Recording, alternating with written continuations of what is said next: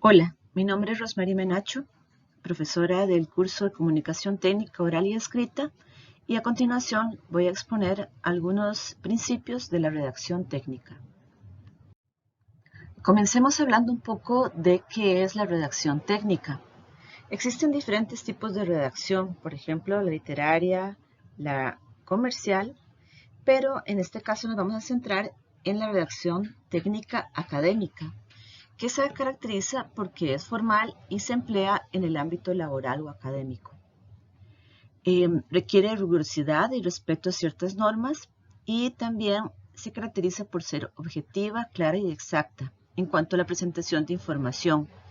En ese sentido, es de mucha importancia que la comunicación sea muy clara y muy directa, a diferencia de la redacción literaria, donde tal vez uno se da un poquito más de permisos en cuanto a imprimir más un sello personal.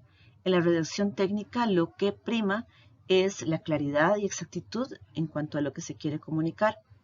Además, se utiliza un vocabulario científico y técnico. La redacción técnica se emplea en varias situaciones, tanto laborales como académicas. Por ejemplo, cuando ustedes preparan un trabajo universitario o cuando les toca elaborar su tesis de licenciatura, maestría, doctorado. Asimismo, ya en el trabajo, cuando tengan que hacer un informe de labores o si quieren algún día escribir un artículo científico, en esos casos se utiliza la redacción técnica. Veamos ahora algunas características de la redacción técnica. Se comienza porque el lenguaje es propio. ¿Qué significa esto? No significa que tenga que ser eh, tan original que sea diferente al de otros autores, sino que no se debe ser una copia de lo escrito por otras personas, de manera que hay que acostumbrarse a redactar con las propias palabras, pero en forma correcta, lo cual quiere decir que está relacionado con la ciencia en la que se está trabajando. Al mismo tiempo, es breve. Se trata, dentro de lo posible, de disminuir el uso de palabras superfluas y de esta manera aumentar la claridad de lo que se comunica. Esto está relacionado también con que es concisa. De nuevo, se utilizan las palabras apropiadas, correctas y el menor número de ellas, pero aún así que se exprese con claridad. Se utilizan las palabras correctas. De ahí la importancia de conocer muy bien qué es el significado de los términos que utilizamos. Además, tiene coherencia. Esto significa que hay una relación entre las diferentes ideas que se están plasmando y para ello está organizada. Cuando se dice que está organizada, se quiere decir que sigue una estructura definida de antemano, que no es lo mismo decir que comienza a escribir y conforme se escribe va desarrollando las ideas. No, hay que tener una estructura preestablecida. Una de las principales características de la redacción técnica es la claridad. Cuando hablamos de claridad, tratamos de expresar lo que consideramos es una idea, pero también procurando que las personas que lean entiendan. Por eso es importante no asumir que las otras personas conocen los términos. Es ideal tener una idea de cuál es el público meta o el grupo meta al cual se dirige lo que estamos escribiendo. Por otra parte, en ocasiones, sobre todo cuando se es docente, se pueden utilizar imágenes para aclarar más aún los conceptos. Luego, se utiliza un lenguaje simple. Esto quiere decir que se utilizan las palabras apropiadas sin buscar palabras demasiado complejas ni rebuscadas que podrían hacer que todo sea inútilmente complejo. Si no se busca la sencillez, la elegancia en la sencillez. Para esto también se evita o se disminuye el uso de adjetivos. ¿Por qué? También porque ligado a los adjetivos muchas veces hay un componente subjetivo. Cuando uno dice grande, pero ¿qué significa grande? O bonito, pero lo bonito puede depender de la persona que está describiendo algo. Entonces es preferible no utilizar muchos adjetivos. También se minimizan las construcciones pasivas, sobre todo con el uso de los gerundios, que es cuando se terminan las palabras en ando, yendo o endo. Por ejemplo, se fue caminando, siguiendo, ese tipo de palabras. También se utilizan oraciones cortas. De nuevo, se trata de ser lo más exacto y conciso posible, y es siempre buena idea para aumentar la claridad del texto el leer y releer lo que se ha escrito, tratando de quitar lo que no es necesario y de hacer más correcta y sencilla la redacción. También ligado a la claridad está cómo se conectan las ideas. Entonces, el pasar de una idea a la otra, y vamos a verlo ahora después, utilizando ciertas palabras para conectar las ideas. Evitar la redundancia, que muchas veces ocurre cuando se repite innecesariamente las mismas palabras o las mismas ideas, pero de forma distinta. El utilizar palabras coloquiales. Como les iba comentando, todo esto es un proceso y a veces el estudiante o la estudiante no sabe diferenciar qué es una palabra coloquial y cuál no lo es. Entonces, poco a poco se va desarrollando este vocabulario técnico que es el deseable. Y no hay que abusar de las siglas, especialmente cuando se está hablando tal vez de algunas organizaciones o algunos términos complejos. El incluirlas repetidas veces no es la mejor idea.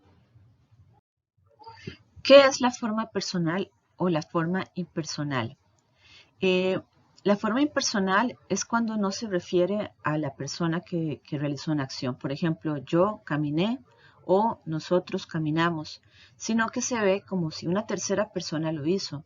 Se visitó el sitio de estudio, se tomaron muestras, se realizó una investigación. Esa es la forma impersonal. La forma personal, en cambio, es cuando se habla de yo o nosotros. Entonces, si soy una investigadora que hizo un trabajo, visité el sitio de estudio, tomé muestras, realicé la investigación, etc. ¿Cuál de estas formas utilizar? Pues más que nada depende del lugar donde se esté publicando, de la revista o del tipo de trabajo, porque en el pasado se utilizaba mucho la forma impersonal, pero en la actualidad se utiliza cada vez más la forma personal. Así que hay que revisar las normas, digamos, de redacción, la que se prefiere o cómo se quiere, cómo se publica en la revista o qué se solicita al docente y utilizar esa forma. Uno de los puntos claves al redactar un trabajo es contar con una buena organización. En principio, uno sabe que existe una estructura preestablecida general, que es la introducción, el desarrollo y la conclusión. Entonces, en la introducción, como dice la palabra, se introducen los términos generales, los conceptos, o si se está hablando de un tema, se suele comenzar de una forma general sobre ese tema y poco a poco se va haciendo más detallado o se va hacia lo específico. Eso en la introducción. En muchos trabajos, al final de la introducción se coloca el objetivo.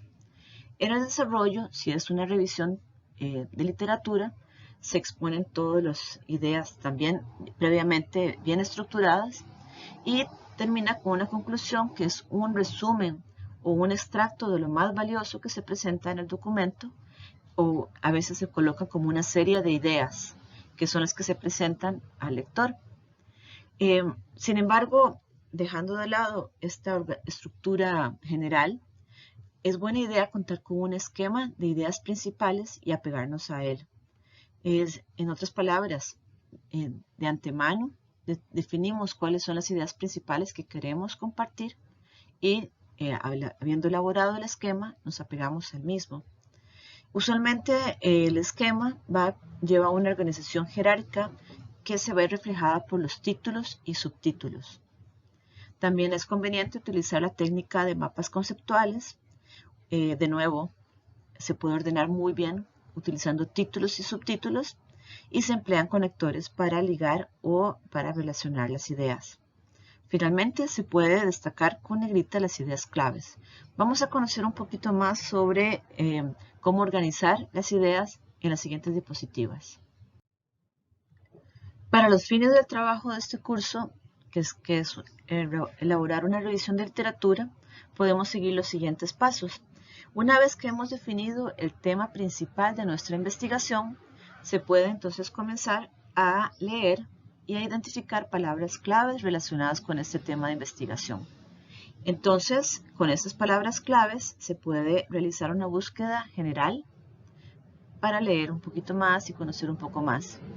Se pueden localizar las fuentes valiosas. Ya hemos visto que es importante utilizar buscadores, bases de datos que sean serias, no Internet en general, porque no todas las fuentes son dignas de confianza.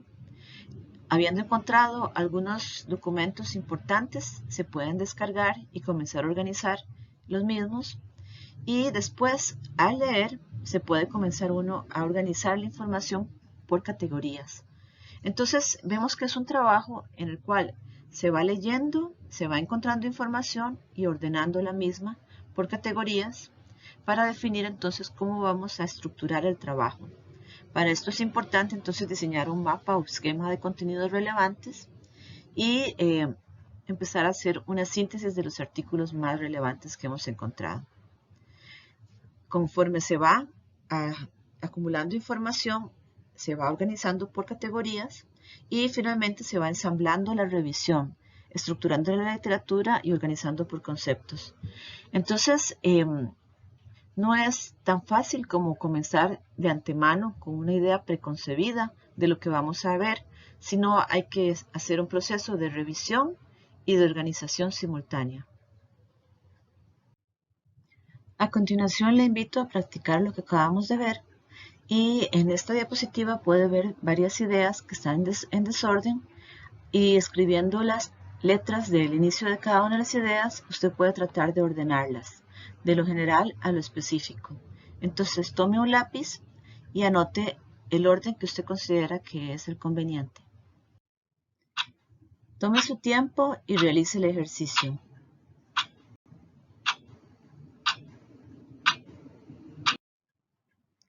Si usted organizó las letras del inicio de cada de las ideas siguiendo este orden, entonces le felicito. Y si no ha hecho el ejercicio aún, puede devolverse y tratar de ordenarlas de esta manera. De nuevo, la idea es que vayan de lo general a lo específico. Ahora practique de nuevo este ejercicio.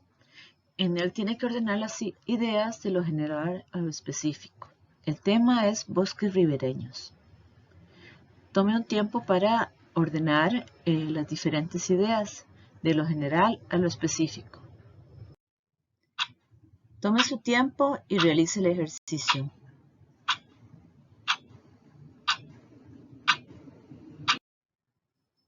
Y aquí tenemos la respuesta correcta. Puede revisar si usted encontró el mismo orden. Todos los textos se componen de diferentes partes, también de lo general a lo específico. En esta ocasión vamos a comenzar con lo específico, que es la oración. Esta es la máxima unidad gramatical y la mínima unidad textual. Una oración, por ejemplo, se compone de un sujeto, un verbo y un predicado, y puede ser María comió pan, o podría ser también Pedro salió a la calle. Luego están los párrafos, que se componen de oraciones con unidades semántica y o argumental, un tema particular. Está constituido por una oración principal y oraciones secundarias. Entonces, el párrafo suele tener una idea principal o un tema particular, como se menciona aquí, y está compuesto por oraciones. Las oraciones no están desligadas, usualmente también están conectadas siguiendo un mismo hilo o coherencia. Y además, luego tenemos el capítulo, apartado o texto, que es el conjunto de párrafos con una unidad semántica, es decir, un tema general. Entonces, recuerde que cada capítulo o un texto general suele tener un tema y el hilo conductor, que es una idea principal que se quiere comunicar. Veamos un ejemplo de lo anterior. El siguiente párrafo fue tomado de un artículo y entonces está compuesto por oraciones y tiene un tema central.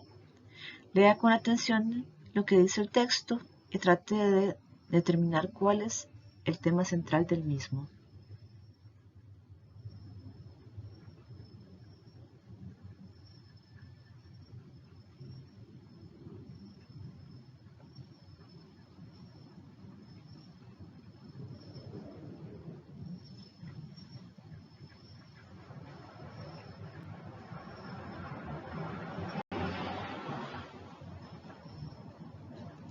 Si después de leer el texto usted considera que el tema podrá ser ventajas y desventajas de la Internet, está en lo correcto.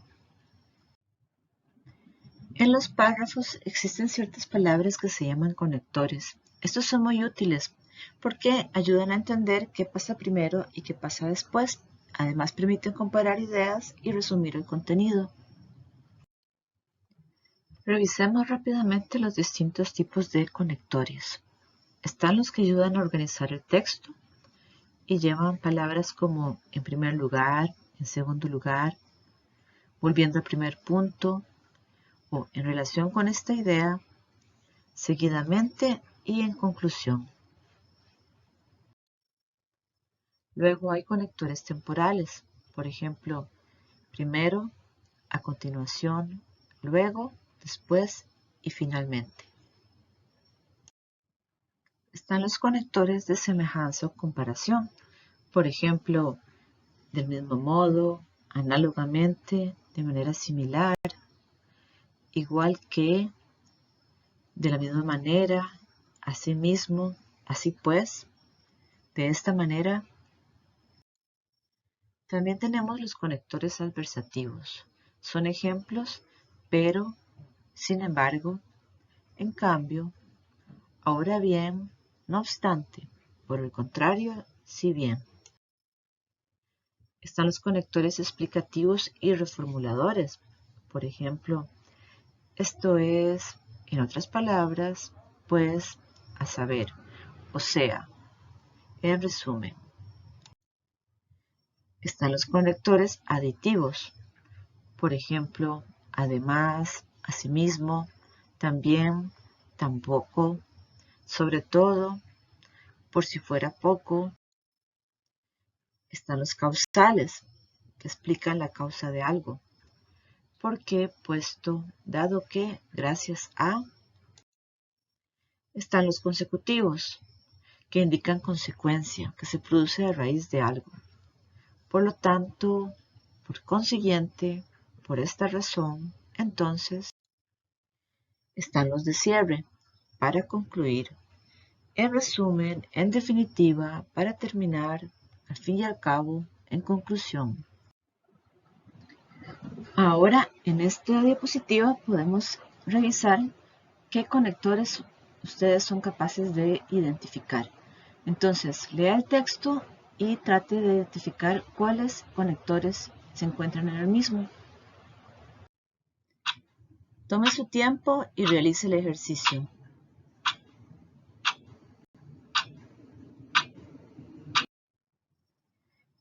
Están subrayados los conectores que están presentes en el texto.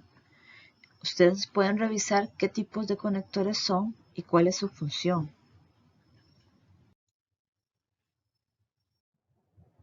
Se define cacofonía como el efecto acústico desagradable de la combinación de sonidos poco armónicos o la repetición exagerada de un mismo sonido. Entonces, si al redactar empleamos una misma palabra una y otra vez, se produce una cacofonía. O también cuando se utilizan palabras que comienzan con un mismo sonido. Por ejemplo, Patricia y Irene. Suena mal.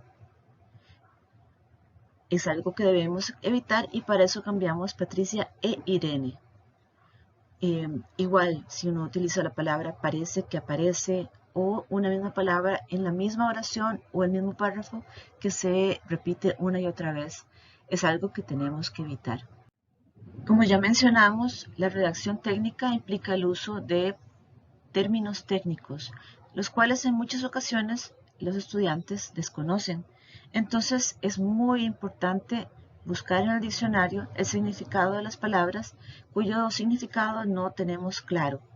Esto porque al utilizarlas de una manera incorrecta estamos haciendo también algo indebido. Entonces, cada vez que encuentren una palabra cuyo significado desconozcan, búsquenlo en los diccionarios y también para evitar lo que comentábamos en la diapositiva anterior, las cacofonías, podemos buscar sinónimos, pero tengan mucho cuidado al utilizarlos, siempre revisando cuál es el significado de los mismos. Para finalizar, recuerde que aprender a escribir o a redactar correctamente es algo que requiere de mucho tiempo, disciplina y práctica. Es importante reconocer que tenemos mucho por delante y buscar las formas de mejorar. Eso también implica agradecer cuando se nos corrige, buscar ejemplos de personas que saben redactar correctamente y seguir practicando. Así que busquemos siempre ser los mejores profesionales que podamos y sigamos aprendiendo.